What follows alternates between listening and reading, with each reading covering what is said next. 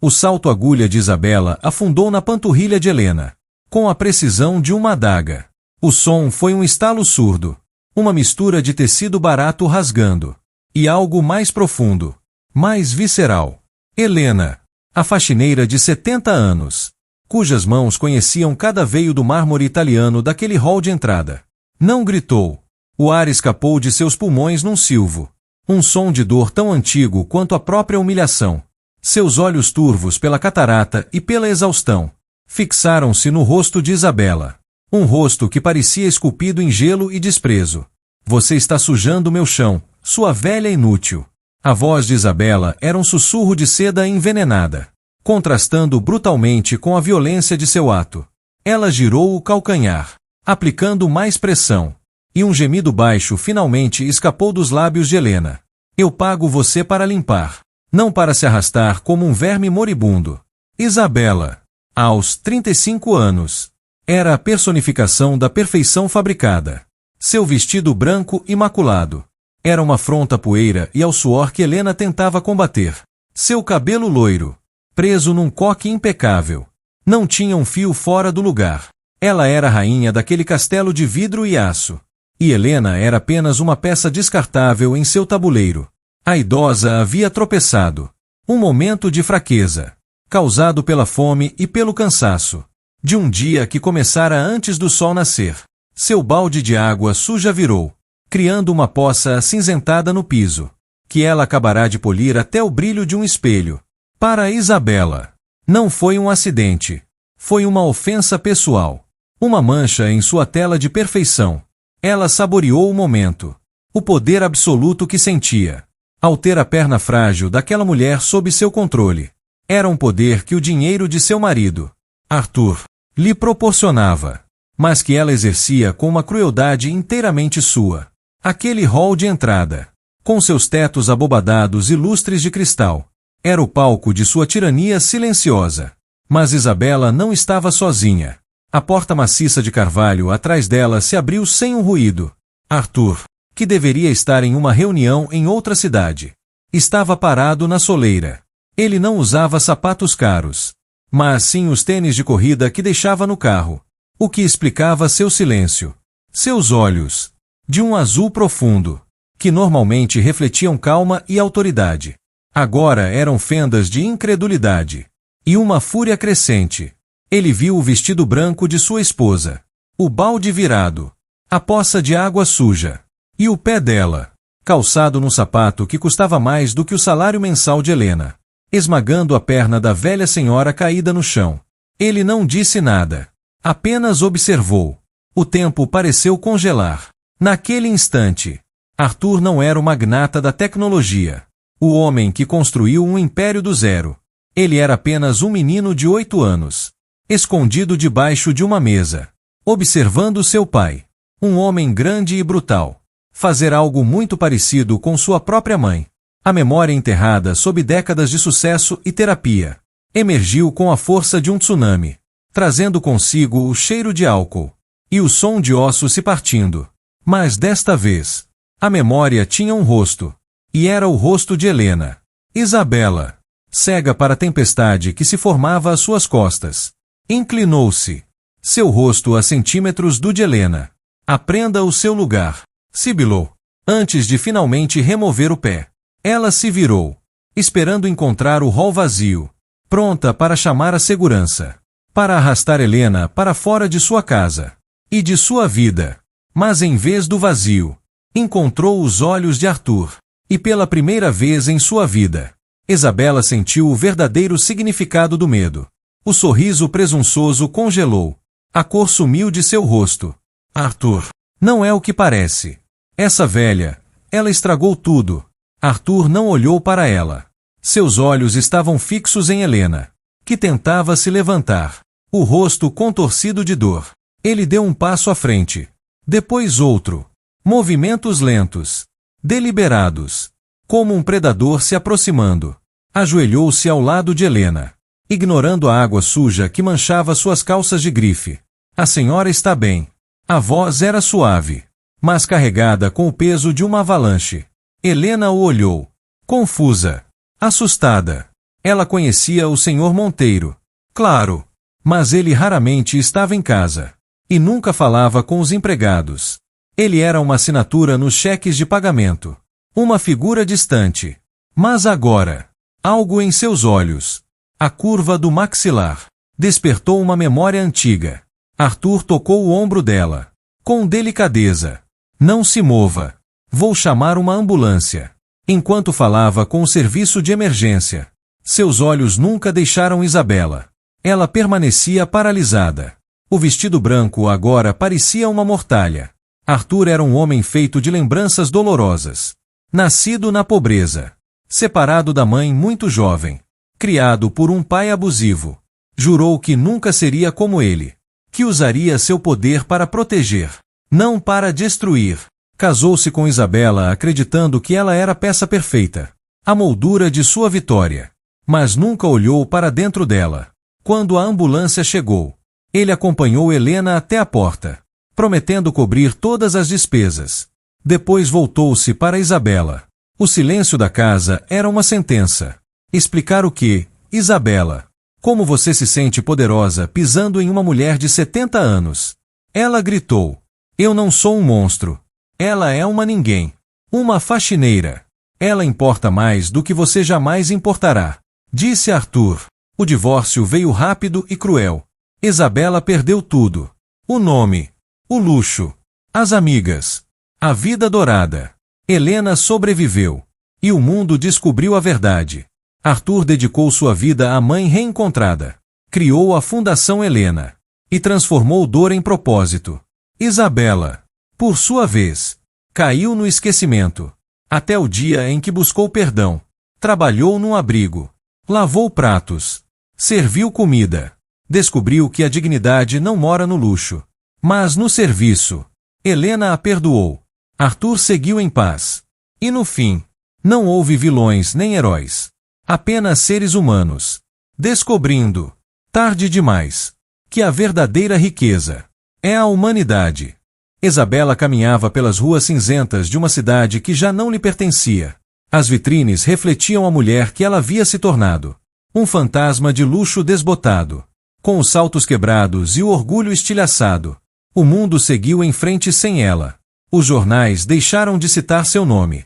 Os convites pararam de chegar.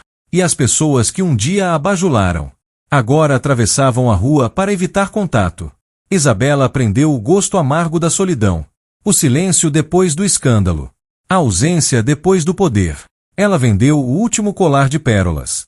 Pagou o aluguel de um quarto pequeno e úmido. E começou a procurar emprego. Qualquer coisa. Qualquer função. Onde pudesse ao menos ser útil. Mas ninguém queria contratar a ex-esposa de Arthur Monteiro. Ninguém queria o peso de um nome manchado. De uma história que ainda doía de lembrar. Foi então que ela entrou em um abrigo. Não como visitante, mas como pedinte. O lugar cheirava a sopa quente e sabão. As paredes eram simples. Os rostos eram cansados. Mas havia algo ali que Isabela não via há anos. Humanidade. Uma mulher de cabelos grisalhos e sorriso cansado. Lhe estendeu um prato. Está com fome, querida. A voz era suave. Sem julgamento. Sem curiosidade. Apenas bondade. Isabela comeu em silêncio. Cada colherada parecia dissolver uma camada de arrogância antiga. De orgulho apodrecido. Naquela noite, ela dormiu em um colchão fino. Rodeada por roncos e tosses. E pela primeira vez em anos, dormiu em paz. Na manhã seguinte, acordou antes do sol. Por hábito ou remorso. Não sabia. Começou a ajudar. Recolheu bandejas. Lavou pratos. Varreu o chão. Ninguém pediu. Ela apenas fez. E à medida que esfregava o piso com as próprias mãos, lembrou de Helena. Lembrou do salto pressionando a pele enrugada. Do olhar calado de dor. Cada movimento era um pedido de perdão sem palavras. Aos poucos, as pessoas do abrigo começaram a chamá-la de Bela. Um apelido simples. Humano. Sem pedigree. Ela descobriu que o trabalho duro podia curar. Que servir podia libertar. Que a humildade não era derrota, mas redenção. Meses se passaram. Bela se tornou parte do abrigo. Organizando refeições. ouvindo histórias, ajudando mulheres que um dia foram como ela, presas na ilusão de que dinheiro é valor e status é amor. Um dia, uma nova voluntária chegou, trazendo caixas de doações, roupas limpas, lençóis, livros. Bela olhou para a mulher e o coração quase parou. Era Helena. O tempo havia passado, mas os olhos eram os mesmos, cheios de bondade silenciosa e força serena. Por um instante, Bela quis fugir, esconder-se, mas ficou. Helena a reconheceu de imediato. Os olhos se encheram de lágrimas. Não de ódio, mas de algo mais profundo. Entendimento. As duas ficaram frente a frente. Duas histórias opostas. Duas mulheres quebradas pelo mesmo sistema de poder e vaidade. Você não precisa dizer nada, disse Helena. Deus já me mostrou que o perdão é mais leve do que a vingança. Bela caiu de joelhos, as mãos tremendo, as lágrimas misturadas à poeira do chão. Eu te machuquei, disse entre soluços. Eu fui cruel. Eu não mereço perdão. Helena se abaixou, segurou suas mãos e respondeu com a calma de quem aprendeu o valor da dor. Ninguém merece. Por isso o perdão é um milagre. Naquele instante, Bela não era mais Isabela Monteiro. Era apenas uma mulher, de alma nua, recebendo o dom da redenção. As duas começaram a trabalhar juntas no abrigo, lavando panelas, cozinhando, rindo, chorando. E quando Arthur visitou a fundação Helena meses depois, não reconheceu de imediato a mulher que servia sopa na fila dos desabrigados. Mas quando seus olhares se cruzaram, ele entendeu tudo. Ela não precisava de castigo. Já havia se transformado. Arthur sentiu algo que não esperava. Paz. Helena sorriu. Bela abaixou os olhos. E o silêncio entre os três foi o som mais bonito daquela casa. O perdão havia fechado o ciclo. E naquela simplicidade, naquele abrigo de tijolos e esperança, a rainha, o rei e a faxineira finalmente se tornaram iguais. Os anos passaram como folhas levadas pelo vento. E a Fundação Helena cresceu, como um jardim nascido do concreto. O abrigo se tornou um lar de verdade, onde mãos cansadas encontravam descanso, e corações quebrados voltavam a bater. Helena caminhava pelos corredores, devagar, com passos lentos mas firmes, observando as mulheres cozinhando, as crianças rindo, os homens reconstruindo o que haviam perdido. Era mais que um prédio. Era um altar de recomeços.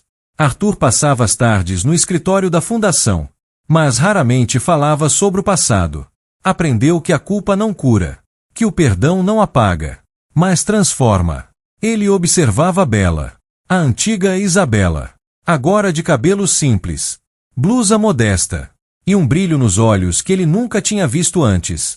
Ela coordenava o refeitório, dava ordens com gentileza, ensinava com paciência, escutava com o coração. As pessoas a respeitavam, não por medo, mas por amor. Helena dizia que ela tinha nascido de novo. E talvez fosse verdade, porque Bela agora via beleza nas coisas pequenas. Num sorriso, num prato de sopa quente, numa tarde chuvosa cheia de risadas. Certo dia, uma jovem chegou ao abrigo, olhos fundos, barriga de grávida, e o mesmo olhar de desespero que Isabela um dia teve. Bela a acolheu, deu-lhe comida, roupa limpa, e um quarto.